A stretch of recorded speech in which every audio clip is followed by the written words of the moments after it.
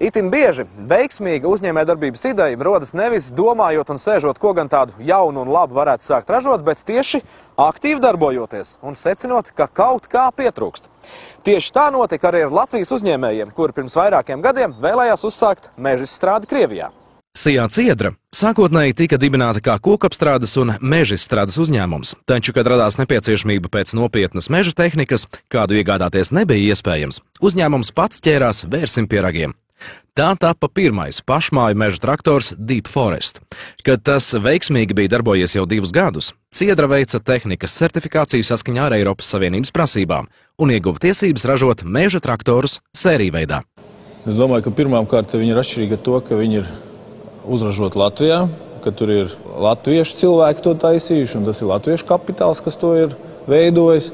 Tas ir pirmais. Otrais, es domāju, tas, ka viņi ir piemēroti Latvijas apstākļiem vairāk nekā citas Skandināvijā vai citur ražotas mašīnas.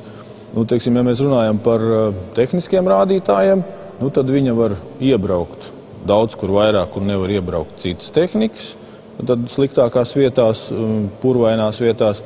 Un tas, ka degvielas patēriņš ir krietni mazāks nekā līdzīgām mašīnām. Traktors sākas ar rasējumu un komplektējošo detaļu sagādi. Tās tiek pasūtītas no Somijas, Ukrainas, Ķīnas un Zviedrijas, bet dažas tiek izgatavotas arī tepat Latvijā.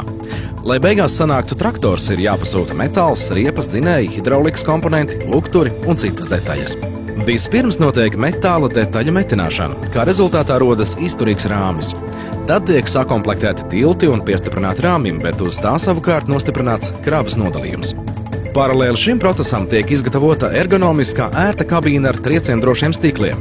Tad traktorā tiek ievietots dzinējs, hidrosūkņi, sadales kārba un citas nepieciešamās sastāvdaļas.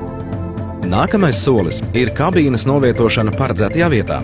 Kad tas izdarīts, elektriķis tajā ievieto visus vajadzīgos vadus, ekrānu un vēl dažas detaļas, ko savieno ar dzinēju un citiem mezgliem, lai operators vēlāk varētu ērti kontrolēt lielo tehniku.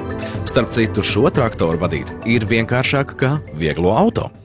Kabīnē tiek ievietots operatora sēdeklis. Pēc tam traktoram uzliek hidromanipulātoru jeb krānu, ar ko notiks koku materiālu iekraušana.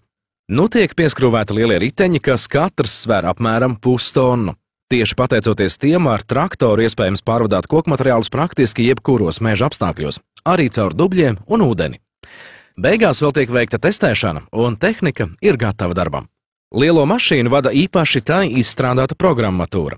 Ja traktors atrodas darbā mežos, tad ražotājs, pateicoties elektronikai, to var apskatīt arī neatrodoties blakus, un no attāluma nepieciešamības gadījumā veikt labojumus programmatūrā.